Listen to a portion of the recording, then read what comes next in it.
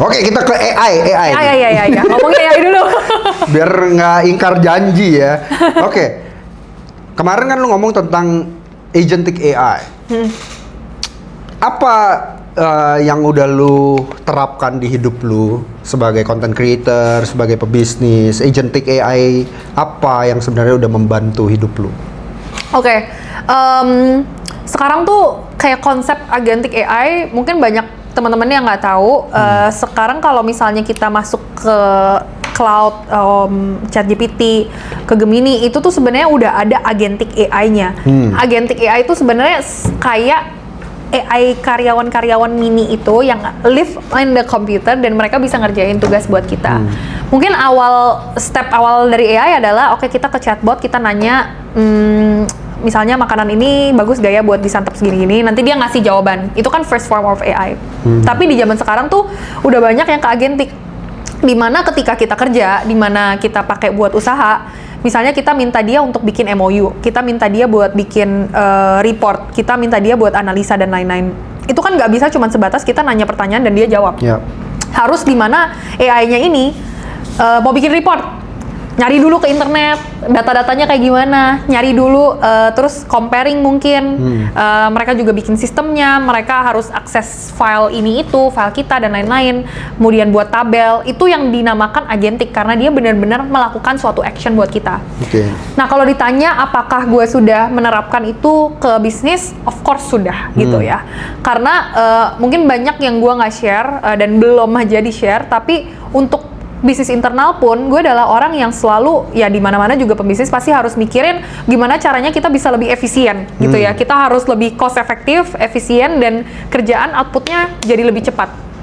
Nah, gue udah menerapkan beberapa AI yang udah ada di dalam bisnis, kayak contohnya sesimpel AI buat scripting, AI buat planning konten, AI untuk nge-suggest topik-topik apa yang lagi hot dan lain-lain. Itu kan gue nggak harus minta dia setiap saat. Jadi gue tuh udah setting untuk dia ngambil informasi dari internet dan lain-lain untuk ngasih ke gue, dan itu yang akan nantinya diolah menjadi konten. Contohnya kayak gitu. Nah itu yang udah diterapin. Tapi gue ngelihat juga nih trennya ke depannya, bisnis-bisnis ini akan punya agentic AI-nya sendiri. In a way, like one of the process, mungkin nggak seluruh bisnisnya dijalankan secara otonomus ya. Tapi pasti mereka akan mempunyai proses AI-nya sendiri gitu. Mau itu otomisasi dari segi hiring, mau itu otomisasi dari segi bookkeeping atau accounting dan lain-lain, itu pasti akan mereka terapin. Jadi menurutku, knowing and learning about agentic AI itu sekarang lumayan di saat yang penting sih gitu. Dan ini is very early, bro. It's like we are very early. It's like gua main sosmed 2018 ketika semua orang cuman bilang adalah sosmed buat joget-joget, buat anak kecil gitu ya. It's very early gitu ya. Jadi harus menurut gua ya, thank you juga buat Teresa yang selalu menginikan gitu ya ke konten, ke followers ya. Mungkin gua bisa summarize agentic AI ini ya teman-teman, itu kayak gini. Kalau yang Google ChatGPT apa itu, dia artificial intelligence, dia punya intelligence-nya. Tapi dia nggak punya pulpennya. Dia cuma punya otaknya, dia nggak punya pulpennya buat tulis. Benar. Jadi agentic AI ini kita kasih dia pulpen, gitu ya. Jadi dia bukan hanya bisa berpikir dan dia pintar, dia bisa menulis.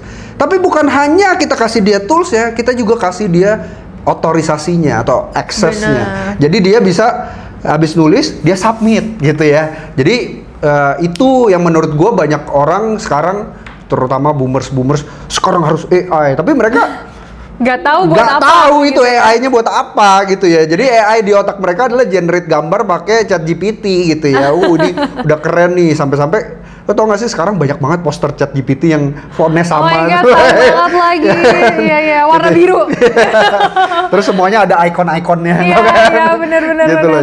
Jadi ya harusnya kalian belajar lebih ini dari agentic AI ini lebih, dan menurut gua kalian punya privilege umur gitu ya. Oh iya, umur. benar. Lo ini masih sangat early. Kalau lo belajar ini nggak usah 10 tahun, 5 tahun aja, itu menurut gue lo udah bisa jadi ini banget. Bener, karena kita tuh sekarang ini gue bakal bahas juga ya di konten, in the upcoming content. Kita tuh sekarang di era gold rush of AI. Sama aja kayak dulu pas kita .com boom, atau .com bubble, gue tuh masih bayi ya, jujur. Jadi gue nggak bisa kayak I wanna take part in this gitu. Gue nggak bisa kayak gue mau dong punya bisnis karena of course gue nggak bisa coding dan nggak bisa punya website sendiri. Yes. Makanya yang gede tuh Jeff Bezos dan lain-lain gitu loh. Tapi ini zamannya sekarang, like this past few years, itu zaman dimana birth of a new bubble atau a new technology, which is artificial intelligence ini. Karena dulu .com bubble itu benar-benar ngubah behavior kita yang dari tadinya nggak pakai internet, tadinya Yes. kita nggak ada belanja online dan segala macem. Jadi semuanya tuh shifting ke internet gitu. That's why it's called .com bubble. Tapi sekarang semuanya yang tadinya kita harus ngerjain sendiri di internet, kita harus set up website sendiri, coding sendiri, develop sendiri. Sekarang tuh semuanya bisa kita nge-prompt doang. Ya. So it's a major shift gitu loh. Dan banyak banget akan banyak gold atau emas yang akan diproduksi dari kita yang nge-capture opportunity ini. Dan ini tuh sudah terjadi di Silicon Valley. Ini tuh sudah terjadi di US gitu ya, di Cina juga. Dan ini Duya alasan kenapa gue kemarin sebulan di US jujur. Bukan jalan-jalan guys, jalan-jalan tuh bonusnya doang. Tapi gue tuh actually ngobrol sama orang-orang yang kerja di sana. Gue ngobrol sama orang yang punya bisnis. Gue pengen tahu what is happening. Kenapa sih kayak informasi-informasi ini tuh nggak turun ke negara lain, cuman ada di US doang gitu. Which is kayak ya karena semua orang yang building, semua orang yang ambisius, itu tuh it lives inside the Silicon Valley bubble gitu. Ngumpul di sana. Dan cuman mereka doang yang tahu. Nah makanya gue juga kayak dengan gue tahu informasi ini, I think it's for me to also ngomongin kalau kita tuh di Indonesia jangan ketinggalan loh. Kita tuh harus tahu kalau sekarang tuh ini yang sedang terjadi di dunia belahan lain dan mereka itu negara maju. Kita jangan sampai mau ketinggalan gitu. That's why it's very early, karena kita pun juga yang tadinya Sam Altman, OpenAI 3 tahun lalu aja kita nggak tahu dia siapa. Ya. Kayak 5 tahun lalu kita nggak tahu dia siapa, terus tiba-tiba dia boom gede billionaire gitu kan. Kita nggak tahu tadinya dari siapa. Anthropic tuh Daniel Amode. Iya gak sih? Lupa namanya CEO-nya, siapa? lupa juga ya, CEO-nya. Intinya the brother and sister itu kan mereka berdua kakak adik gitu ya. Kita juga nggak tahu mereka tuh siapa, tapi tiba-tiba jadi millionaire gitu. So there will be new millionaires, new opportunity untuk kita capture, dan ini adalah waktu yang tepat untuk kita belajar. Kenapa AI itu nggak bisa? Kenapa AI itu mass, dan kenapa contohnya kayak kripto itu nggak bisa semes itu, karena jujur teknologi AI ini tuh adalah salah satu teknologi yang dia tuh nge-touch different aspect gitu loh. Bayangin aja kalau misalnya kripto ya dia cuman touch investment and financial gitu. Tapi kalau misalnya AI, kita bisa lihat penerapan AI di manufacturing, kita bisa lihat penerapan AI di healthcare. Udah banyak orang tuh sekarang kayak mereka pakai AI untuk drug discovery, untuk finally nyari cure for cancer gitu loh contohnya. Kita ngelihat AI ini dipercepat, misalnya dipakai di defense atau military gitu loh. Jadi dia nge-touch so many industries that it becomes very big and very mass. Jadi kita sendiri tuh nggak boleh ketinggalan gitu loh. Oke. Bisa nggak? Gini, gue pernah waktu belum ada agentic AI terlalu gila gini, gue tuh ngenodong ChatGPT. Gue bilang, I want to make Rp1 tanpa gue sentuh apa-apa. Gue bilang, give me how. Gue sampai nodong dia, kalau lu nggak berarti lu tolol. Gitu. Kayak apa sih gitu loh. Sampai akhirnya gue baru mengerti, oh inilah agentic AI gitu ya. Nah, pertanyaan gue, bisa nggak in your case si agentic AI ini menjadi, kita jangan ngomongin consulting, kita jangan ngomongin service base yang kayak oh iya jadi ini, tapi bisa nggak dia jadi end product yang kita jual? Dalam arti begini, kalau mau dibilang oh iya AI generatingnya sekarang udah keren banget, tetap aja gue sebagai agency gue nggak bisa bilang hi client, tada, gue nggak bisa. Atau kalaupun jadi konten, menurut gue masih bentuknya adalah iya inilah AI nih teknologinya bisa begini. Jadi kita kayak ada yang aneh-aneh dikit kita maklum, gitu deh. Menurut lu sekarang udah bisa belum sih itu jadi end product? Jadi AI ini tuh adalah AI yang kita jual gitu ya. Misalnya jadi kita hasil bikin, dari AI ini beneran jadi end productnya kita. Menurut gue bisa. Oke, Bisa. gimana? Karena gini, karena AI ini sekarang Comparisonnya adalah sebelum AI itu kita kalau mau bikin website atau mau bikin aplikasi itu kan kita perlu ada developer, kita perlu ada front end, back end, full stack engineer gitu ya. Kita harus ada UI UX juga. Terus kita harus ada product manager dan lain-lain. Itu aja udah 6 sampai 7 tim gitu loh. Sekarang tuh ada yang namanya vibe coding. Vibe coding itu di mana kita cuma nge-prompt doang nih di depan laptop jadi produknya, dan dia yang nanti write code-nya sendiri, dia yang keep database-nya sendiri, dia yang ngedesain juga, dia yang nyari customer juga melalui sales call atau lain-lain yang dia set up secara otomatis. Dan itu semuanya udah bisa dilakuin satu atau beberapa agent. Nah, banyak perusahaan sekarang itu karena sekarang tuh segampang itu untuk nge-ship produk atau untuk nge-build produk, mereka tuh jadi bisa nge-build sistem-sistem atau value based services yang bisa ditawarkan ke orang-orang tapi base-nya AI. Jadi menurut gue tuh bisa. Contohnya nih, video editing deh. Video editing kita kan sekarang mungkin banyak pakai CapCut ya. Kita harus ngedit sendiri satu-satu segala macam. Banyak orang, belum terlalu banyak juga sih, tapi ada beberapa orang mereka itu udah bikin AI software di mana kita tinggal masukin footage aja dan dia tuh AI-nya ngedit sendiri.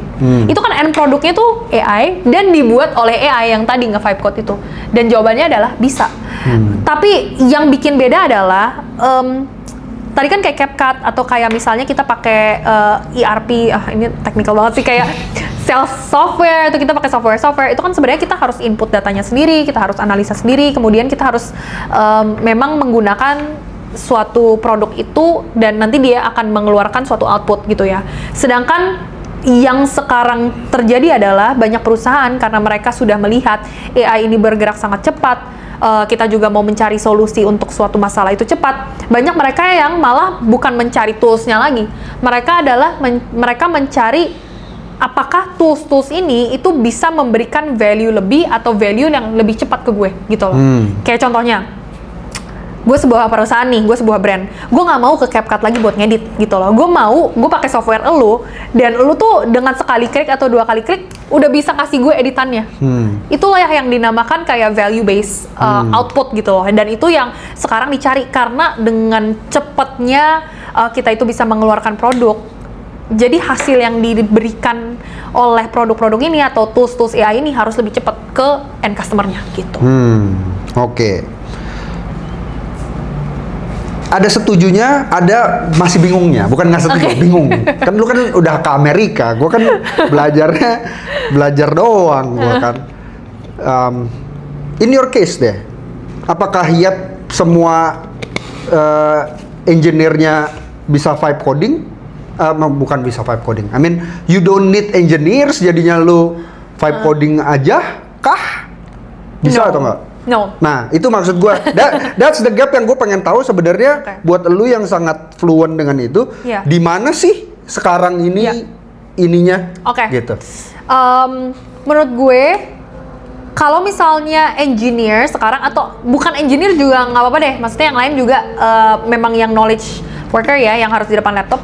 Kalau misalnya mereka nggak pakai AI, itu bakal ketinggalan. Dan ini tuh real what's happening, dan ini yang akan terjadi beberapa tahun ke depan. Kalau misalnya kalian nggak pakai AI, kalian akan ketinggalan. Dan ini khusus untuk knowledge worker. Gue nggak ngomongin kayak kalau misalnya kalian tuh kerjaannya kayak petik buah dan lain-lain ya. Tapi sebenarnya udah bisa diganti sih. Maksudnya kayak yang bener-bener manual labor work itu masih akan tetap dibutuhkan gitu loh. Tapi kalau misalnya kita di depan laptop yang banyak kerjanya dengan data dan lain-lain, itu pasti akan digantikan. Kalau misalnya kita tuh nggak ngerti AI. Bahkan di app sendiri, kita nggak bisa cuman punya kayak satu orang yang nge-prompting dan semuanya jadi. I think it's not possible. Kenapa? Karena misalnya dengan skala sekarang kita udah ada 50.000 user lebih ya. Itu tuh ada infrastruktur tech yang harus dibuat dan harus di-scale.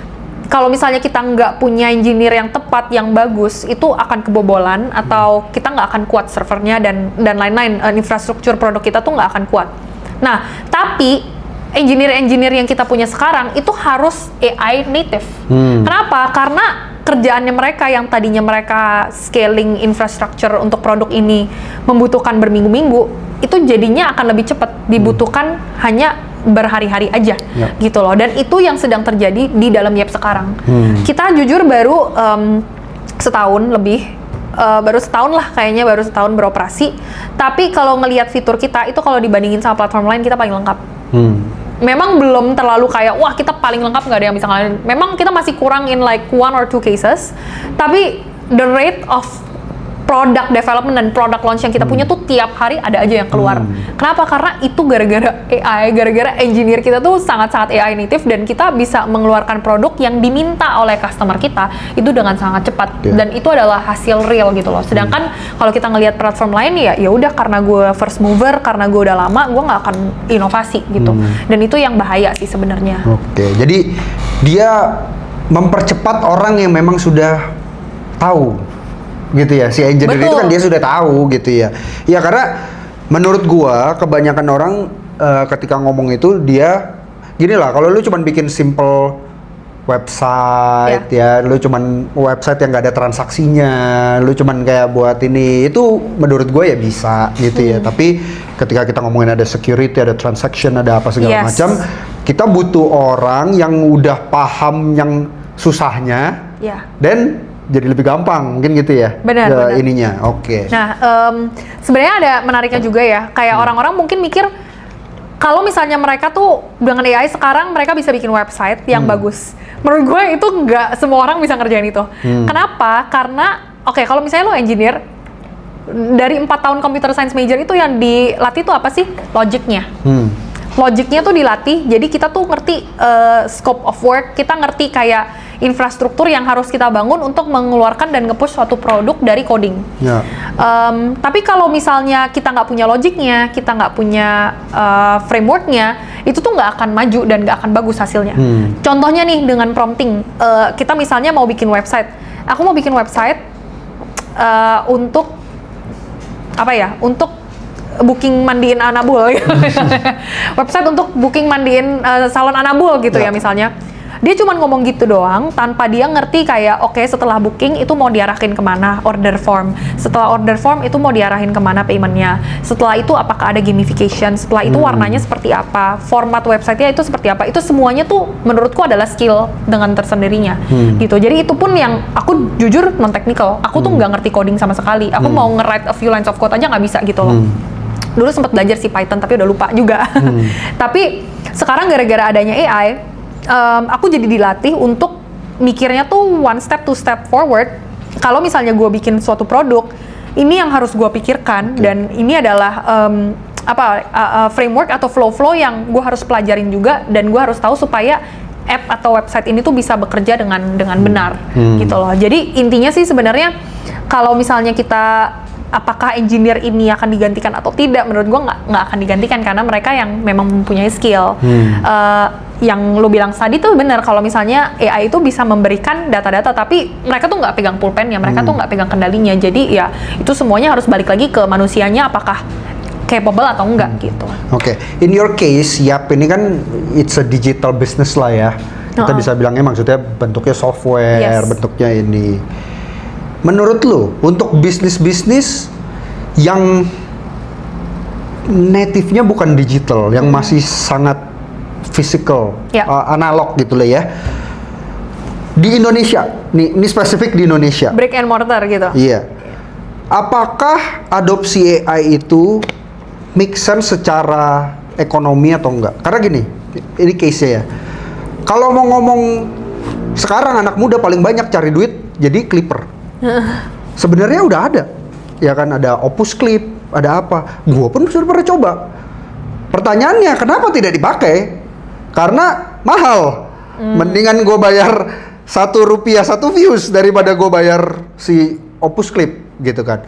Atau yang kedua, gue tahu ada orang-orang nih, terutama yang lebih tua gitu ya, dia tuh memang butuh karyawan supaya dia bisa melampiaskan kekesalannya dia gitu ya. Terus dia pikir daripada gue bayar misalnya ya itu paling gampang kan sales ini ya, berapa 4 juta 1 bulan, 3 juta, mendingan gue hire orang aja gitu ya. Nah maksud gue economically kalau yang bisnisnya belum ini, seberapa ini sih untuk dia adopt itu? Pertanyaannya lumayan susah. Pertanyaannya lumayan susah. Karena jujur sekarang menurut gue it's still expensive to run everything under AI. especially in Indonesia. Even ini salah satu insight yang gue dapat dari orang-orang yang di Silicon Valley. One of the biggest blocker untuk suatu perusahaan yang memang banyak ngeran their program on AI itu adalah the tokenomics gitu loh. Benar. Tokenomics itu mahal banget karena untuk mereka ngeran semua AI ini it takes a lot of like computing power gitu kan, dan itu tuh masih mahal banget karena mungkin teman-teman di sini banyak yang oke, gue bayar bulanan $100 Cloud Max dan itu cukup, tapi buat skala perusahaan mereka tuh bayarnya per token usage gitu loh, per API kayak ketengan gitu, harus top up terus, dan itu tuh costnya bisa jutaan dolar gitu loh. Dan itu yang sekarang juga kalau misalnya kita bandingin lagi ke Indonesia, itu yang juga pasti akan terjadi. Apalagi dolar kita, ya kan kita bayarnya ke sono. Kalau dolar deh. Ke dolar kan. Aduh, betul. Apalagi kita makin lama dolar ini naik, kok makin bengkak gitu ya tagihan AI kita gitu. Jujur aku masih ngerasain kalau itu tuh mahal, tapi again kita harus bandingin output versus outputnya. Memang itu mahal, tapi the quality of work dan the speed of work, kecepatan produk itu keluar yang dipegang sama AI itu tuh jauh lebih efisien daripada ya mungkin yang tadinya butuh berbulan-bulan untuk develop suatu produk, balik lagi. Tapi again, AI itu nggak akan bisa menghilangkan human touch. Dan it's very real. Kita mau minta dia desain, kita mau minta dia untuk ngedit sesuatu hal, kita mau minta dia untuk kayak bikin suatu desain from scratch apa segala macam, hasilnya akan tetap AI slop for now. For now ya, sekarang tuh masih jelek banget, dan rata-rata tuh orang yang nge-orchestrate, yang kita yang harus nge-orchestrate karena kita punya human touch. Jadi nggak ada salahnya juga sih kalau misalnya ada bos yang mungkin aku tetap mau orang-orang yang kerja di bawah aku untuk kayak ngerjain hal ini itu. Tapi again, orang-orang itu dibandingkan dengan orang-orang yang memang udah punya tooling AI, lo akan prefer yang mana? Gue sekarang of course akan prefer yang orang-orang yang masih punya human touch, yang bisa gue ajak ngobrol, tapi dia kompeten juga karena mempunyai skills bisa AI ini gitu loh. Jadi itu adalah paket lengkap ya sekarang. Bahkan kalau misalnya gue mau nyari bener-bener tim baru gitu ya, gue akan nanya dulu portfolionya dan akan gue tes dulu, lo bisa AI gak? Karena kalau misalnya lo nggak bisa operate AI, you're gonna be left behind. Karena jujur belajar AI kayak gampang banget, kita tinggal nanya AI-nya buat belajar AI, gitu loh. Karena semua informasinya udah ada di sana, kita nggak perlu mentor gitu. Ya tapi of course kalau misalnya kita mau scale up atau mau implementasi dalam sisi bisnis ya akan lebih butuh step yang panjang ya untuk nge-setup itu. Tapi untuk kita belajar sebenarnya banyak kok resource, dan sekarang daripada nyari di Google satu-satu, nyari YouTube video satu-satu, tanya aja AI-nya. Suruh gitu. dia bikin kuis habis itu. Bener, real banget ya. Oke, jadi gini. Gue pertama kali melihat fenomena kayak AI ini, it was 2014. Wow. Tapi bukan Masih AI. lama ya, oke. Tapi itu namanya adalah 3D printer. Oh, oke. Gue dulu berpikir semua rumah akan punya 3D printer. Sisir lu patah, lu nggak akan beli, lu akan download, dan yang akan dapat duit adalah 3D artist. Iya. Itu visi gue. Kenapa dulu gue pernah bisnis laser cutting? Karena teknologi sama. Cuman bedanya kalau 3D itu additional, kalau laser cutting itu pengurangan, dihilangin. Yang bikin gue waktu itu yakin itu teknologi bakal itu karena dia bisa self build. Kenapa? Salah satu mesin 3D print di tempat yang gue lihat itu engselnya patah. Terus mesinnya ngeprint engselnya sendiri. Oke. Buat gue itu nggak make sense. Nah, jadi ketika gue ngelihat si AI ini melakukan yang sama, itu actually buat gue oke, this is something gitu ya. Nah, tau nggak kenapa gue bisa ngelihat itu, dan ini kan gue orangnya very curious, kadang-kadang nyebelin gitu ya. Dulu gue kecil tuh gue suka nonton banget satu segmen namanya How It's Made. Oke. Jadi itu how it's made, gimana caranya bikin botol, gimana cara bikin pensil, gimana caranya bikin whatever gitu ya. Ada satu section dari how it's made itu tulisnya gini, how it's made chains. Chains itu apa? Ya chain. Oh, rantai. Iya. Rantai. Yang gua habis itu gua kesel adalah dia tunjukin kan ada mesinnya gini-gini, tapi mesinnya ada rantainya. Ngerti gak? Ya. Buat gua berpikir tunggu. Kalau buat rantai harus ada mesin yang ada rantainya. Mesin pertama rantainya apa? Dapat dari mana? Iya dong. Itu Iya, kayak iya, gue. Itu mungkin gue umur berapa belas tahun lah. Chicken and egg Iya, problem gitu ya. kayak gimana gitu kan. Nah, itulah yang actually lead to ketika gue ngeliat itu, wait, dia bisa ciptain dirinya sendiri gitu loh. Habis itu si AI ini juga sama. Lu bisa suruh, lu bingung prompting, lu suruh dia yang prompting buat lu kayak kayak buat gue. Iya, benar. Kayak buat gue itu mind blowing banget gitu Yes. loh. That's why ini. Nah, cuman mungkin gue mau kasih perspektif sedikit dari gue yang kalau lu non technical, I'm very very non technical. Gue udah 11 tahun nggak punya laptop Sampai sekarang. sampai sekarang. This is how I work. Aduh, gimana kerjanya ya? I'm Gua very kapan- very non technical. Kalau lu I'm very very non technical. Nah, gue selalu bilang gini. Ada orang yang jagonya itu bikin jalanan. Itu Sam Altman. Dia jago bikin jalanan. Ada orang yang jagonya adalah dia tahu banyak mobil, macem-macemnya mobil ini, mobil itu. Itu Gofar Hilman tuh. dia tahu Bikin ini, mobil. ya kan? Mobil ini dia tahu harganya gitu-gitu ya. Tapi ada orang yang mungkin dia nggak sophisticated itu, dia nggak tahu caranya mobil itu apa, atau even dia bahkan dia nggak tahu caranya bikin mobil, gitu ya. Tapi mungkin dia a good driver, dia still bisa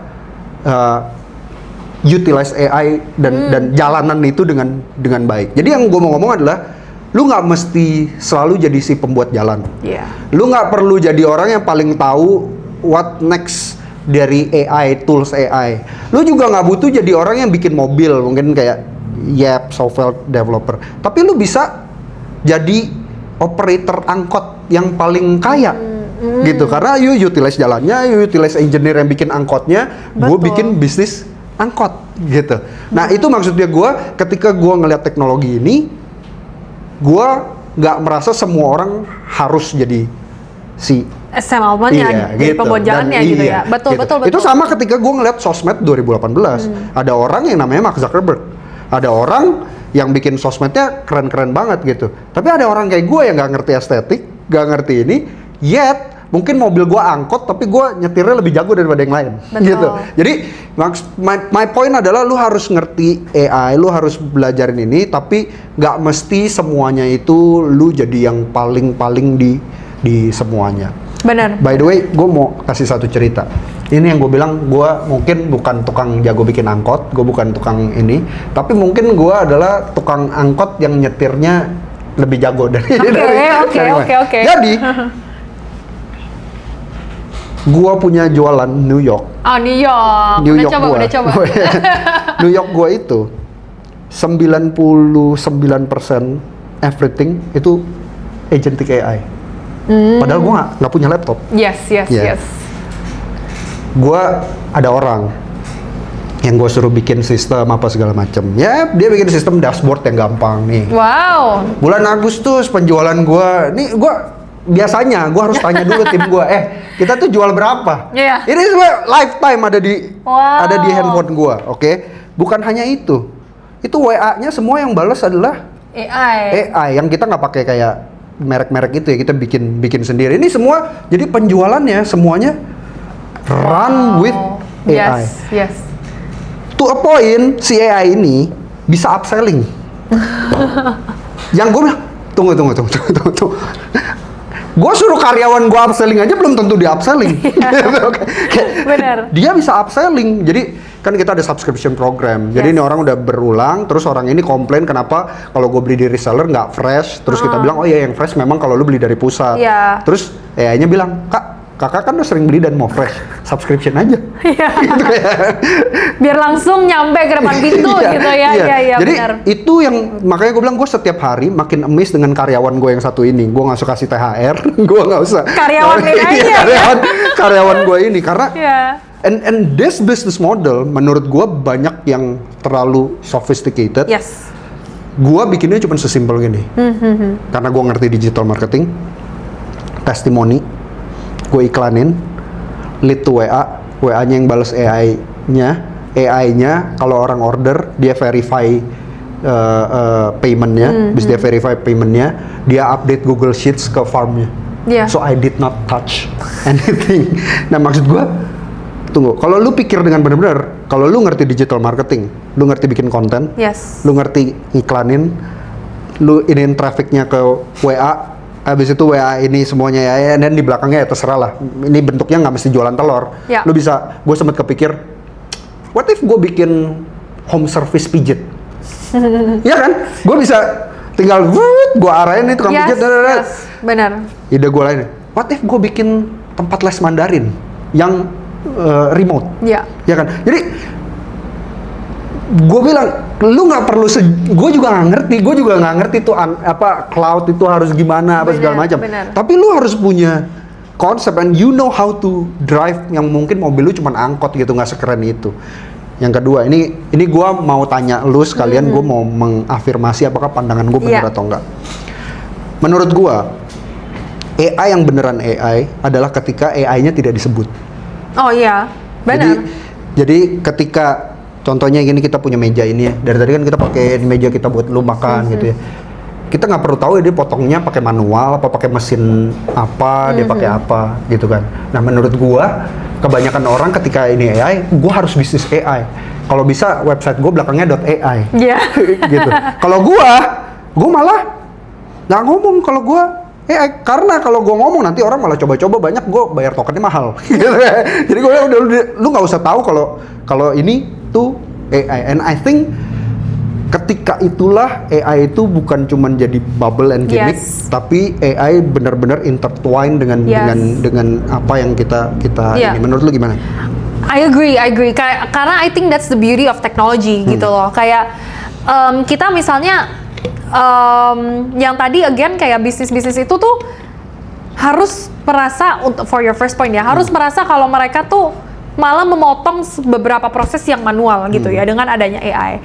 Dan mereka nggak harus kok jual proses automation manual dashboard ini ke orang lain, tapi mereka bisa pakai buat internal. Sama juga kayak untuk AI tools yang memang gue pakai untuk internal, karena itu juga gue pakai dan kebutuhan tim jadi lebih cepat gitu loh cara kerjanya. Dan itu memang something yang memang harus lebih banyak UKM atau UMKM itu terapin, karena itu yang akan memotong waktu dan ya mereka akan jadi apa ya, kayak Kogior aja bisa live stream, gak usah ngeliatin orderan dan rekapan tiap hari gitu. Bangun kan tidur udah ada 60 order. Oh gitu, enak gitu loh. Itulah beauty of AI. Dan tadi untuk second point, I think gue setuju banget, dimana we don't need to know the technology, karena that's when we know kalau teknologi itu tuh udah hit mass point gitu loh. Udah hit kayak kalau ini tuh dipakai secara masif dan di berbagai industri. Kayak contohnya, kita transfer dolar gitu ya dari Indonesia ke Maroko. Kita yang penting kan taunya transfer doang. Kita kan nggak tahu dia pakai Swift. Kita nggak tahu dia pakai kripto gitu kan. Sama aja, tapi itu semua teknologi gitu loh. Dan kita yang penting transfer duit. Nah, makanya balik lagi kayak yang penting tuh kita tools-tools AI ini yang memang lagi dibuat sekarang, we don't need to know whether they're AI or not, tapi we need them to actually provide us a better value atau value-value yang memang sebelumnya itu kita masih manual atau sebelumnya tuh belum kita garap sama sekali. Sekarang karena ada teknologi ini, karena ada value ini, kerjaan kita tuh jadi lebih gampang. Dan we don't need to know lu tuh di backnya by apa-apa segala macam, we don't need to know. Bener-bener kayak lu menggampangkan hidup gue gak? Lu menghasilkan gue duit gak? Gitu aja sebenarnya. Oke. Terakhir tentang AI, gue mau nanya. Apa dalam 1 minggu terakhir, karena AI punya ini cepet banget ya, pasti lu lebih update dari gue, yang paling mind blown buat lu? Yang gue perlu, kayaknya lu perlu coba lihat ini deh gitu. Oke. Baru aja tadi gue dikasih tahu Grok ngeluarin bot sendiri. Oke. Yes, itu bisa dicoba, karena gue belum ngulik juga, karena gue baru lihat tadi. Tapi katanya it's one of the best bot Grok buat nge-tweet. I still don't know apakah buat assistance, apakah buat nge-tweet, tapi kayaknya it's quite massive. Jadi don't quote me on this apakah ini the best or not, tapi mungkin bisa check that out. Tapi gue pun yang ngomongin AI, setiap minggunya gue juga pusing, banyak banget update tentang AI yang gue harus pelajarin lagi dan lagi gitu loh. Jadi ya harus belajar sendiri sesuai kebutuhan gitu. Oke. Ini pertanyaan terakhir dari produser gue. Jadi konten kreator kan lu udah gede, duit endorse banyak, speaking engagement banyak. Kenapa bikin Yap? Gitu. Kenapa jadi pebisnis? Orang banyak pebisnis mau jadi content creator, enak kayaknya tinggal terima endorse, gitu. Kenapa lu malah ini, gitu? Oke, banyak kreator itu banyak yang cerita ke gue juga ya. Gue tuh ngonten side hustle karena gue awalnya kan bisnis gitu kan. Buat gue awalnya konten dulu yes. Kenapa? Karena di dalam pikiran gue adalah gue mau punya bisnis suatu saat gitu loh. Maybe Yap is not the end goal, but at least dari konten gue ngerti pain point kreator-kreator ini dan gue bikin Yap gitu. Gue juga percaya ya karena kita shifting towards more and more creator economy, gue ada di dalam kreator dan gue adalah salah satu bukti di mana kreator itu bisa menghasilkan duit. Jadi gue ngerti kalau, dan gue dapet insight kalau misalnya kreator ini tuh butuh ekosistem yang lebih masif. Makanya dari situ gue lihat, oke, I think it's a good positioning kalau Yap ini tuh bisa mempunyai semua tools ini dan semua capability ini untuk support the growing creator economy. Nah inilah goal gue sebenarnya gitu loh. Gue nggak mau diem menjadi kreator aja, karena I know kreator earnings itu ya seperti bisnis pada umumnya itu fluktuatif gitu ya, nggak akan selalu sestabil itu. Dan kalau misalnya kita mau bener-bener kalau kita berkaca sama entrepreneur yang hebat, biasanya tuh mereka punya beberapa passive and income or like revenue stream. Mereka punya beberapa sumber penghasilan. Dan gue lagi taking a bet on creator economy dan taking a bet kalau kreator-kreator kita atau kreator-kreator yang ada di luar sana itu akan making their most money, apalagi dengan teknologi yang ada sekarang ini. Kita bangun tidur, kita pasti buka handphone, kita pasti lihat social media. I know it's not good, tapi gue yakin semua orang melakukan hal itu. Sebelum tidur pun kita ngelihat social media gitu. So live streaming, live commerce segala macam itu semuanya beranjak dari social media. So gue dengan konklusi adalah gue narik conclusion kalau creator economy is gonna be the next supporting distribution for all sorts of businesses gitu, all sorts of digital businesses. Makanya gue bikin ekosistem ini. Tapi memang dari awal adalah I wanna make something, I wanna make a business, dan why not coba something yang align dengan apa yang gue going through sekarang. Gitu. Oke, kalau gitu ini pertanyaan dari pengusaha yang berusaha ngonten tapi rugi terus. Kalau gue mau ngonten mah keluar duit iya, keluar waktu iya, kagak ada masuk duitnya gitu ya. Dari semua 50.000 user Yap, kira-kira source income yang mana sih? Apakah tipping, apakah dia live commerce, apakah digital product, atau kok apa sih sebenarnya yang actually sekarang jadi trennya? Kan sempet kompetitor juga, Link ID ya kan, itu kan ini banget Education, gitu kan, Agus Leo tuh ya. Terus ya apalah yang lain. Nah kira-kira apa sih yang dari back end data lo yang harusnya kita iniin? Ada dua sih sebenarnya. Main creators kita sekarang itu adalah orang-orang yang memang educate other people. Nah, educate-nya ini bisa mereka menggunakan webinar atau mereka banyak yang memberikan e-course juga ya. E-course-nya ini semuanya ditampung di dalam platform, jadi udah pasti nggak kesebar, bukan dalam bentuk Google Drive, bukan. Jadi lumayan high ticket juga karena mereka memang yang isinya adalah value. Kita coba memberikan security itu ke kreator-kreator kita. Yang kedua itu interestingly ada live streamer. Okay. Live streamer itu lumayan ya, mereka walaupun kelihatannya cuma yapping doang, tapi mereka adalah salah satu pilar kreator kita yang juga kita banyak nurture dan kita coba bangun juga community-nya. I think next step buat kita adalah lebih kayak untuk platform lain mungkin mereka aku kurang tahu jujur kayak apakah mereka memberikan next step atau retention dan lain-lain. Tapi untuk kreator-kreator Yap memang yang aku fokusin adalah gimana caranya bisa meningkatkan revenue mereka. Jadi of course biasa setiap saat kalau ada produk kita yang digunakan, kita pasti akan selalu nanya feedback, kita pasti akan selalu memberikan atau develop produk-produk baru juga buat mereka supaya gimana sih caranya biar bisa optimize dan meningkatkan kualitas pembeli atau meningkatkan jumlah pembeli juga di produknya mereka. Oke. Live streaming ini part apanya? Tippingnya, live commerce-nya, atau membership mungkin? Tippingnya. Jadi membership juga banyak, lifestyle creators ya. Tapi tippingnya memang paling gede. Cuman ini kita lagi godok. Aku nggak tahu nih boleh spill atau nggak, tapi yaudahlah spill aja lah. Boleh lah, eksklusif. Eksklusif gitu. Jadi kita bakal lagi ngegodok gimana caranya orang-orang itu bisa live stream sambil jualan. Gitu. Karena kan kita udah ekosistem, jadi ditunggu saja. Mau ngalahin keranjang kuning dong. Keranjang ungu nanti. Oke. Tapi I think you made a bold bet kalau dalam kasus lu bilangnya tadi bet, karena gua kebetulan kenal semua lawan-lawannya gitu ya. Lu lawan IDN dengan Sawerianya, lu lawan Denny Santoso dengan Denny Santoso nama platformnya. Tribelio-nya yang dulu gua juga ini pakai. Lu lawan Link ID yang idenya gitu ya. Tapi I think ya gue berharapnya ini juga karena namanya aja udah Gen Z banget gitu ya. Itu kan yang buat kan udah tua-tua semua gitu ya. Jadi ya I think ini menurut gue a bold bet, tapi I think this is gonna be successful. Thank you so much. Thank you. Oke, udah jam 21.30, Teresa harus pulang, rumahnya masih jauh dari sini ya teman-teman.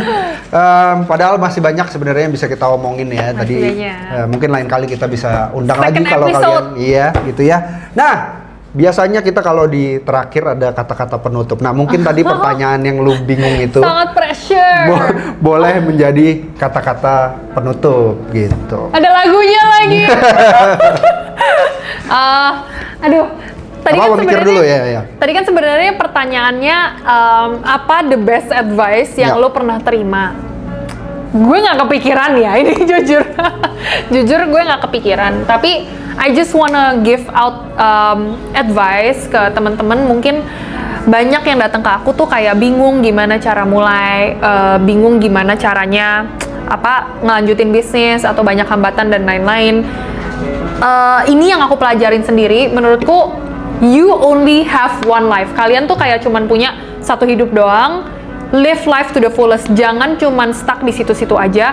Cobain banyak hal, gagal sebanyak-banyaknya sekaligus, and that's okay gitu loh. Karena that's the process and that's basically living life gitu. Jadi nanti kita suksesnya sekarang, kita suksesnya nanti segala macam. Enjoy aja prosesnya gitu loh. Jangan terlalu ngejar gimana banget, tapi kita harus kejar mimpi kita dan balik lagi kayak be grateful dengan pakai berkat itu secara aktif gitu ya, karena we never know where life brings us. Dan menurutku aku cuman takut satu hal sih, kalau misalnya nanti udah meninggal atau apapun itu, tapi I have regrets of not actually starting because I don't have the capacity or like I don't actually wanna start and I cannot start gara-gara aku just nggak mau gerak gitu loh. So move, gerak, take action now dan move fast. Menurut aku itu sih. Thank you. Gue juga. Yes. Juga dong, iya dong. Kok juga dong. Pikir dulu, pikir. Sacrifice boleh. Oke, kita ulang itu ya. I think that's a good one. For me, kalau ditanya sama gua, hidup itu tentang apa? Sebenarnya hidup itu tentang sacrifice. Dan semakin cepat lu menyadari kalau hidup itu tentang sacrifice, semakin lu bisa mengatur hidup lu dengan baik. Banyak orang yang bilang mimpi itu bullshit. Tapi sebenarnya mimpi itu nggak bullshit. Yang bullshit adalah ketika lu nggak bermimpi lalu hidup hits you dan lu jadi tidak bisa bermimpi lagi. Jadi sacrifice lah buat punya kehidupan yang seperti lu inginkan. Kalau hidup adalah tentang sacrifice, jadi apa best advice yang bisa kita dapat? Yang bisa kita punya adalah pick your sacrifice. Lu mau bikin bisnis itu sacrifice, lu mau santai-santai itu juga sacrifice. Lu mau bikin konten itu sacrifice, lu mau takut dikatain orang juga sacrifice. Dan gimana caranya kita bisa pick sacrifice kita adalah pick sebelum hidup memaksa lu untuk jalanin saja hidup lu. That's it, I'll see you on the next stream. Bye-bye.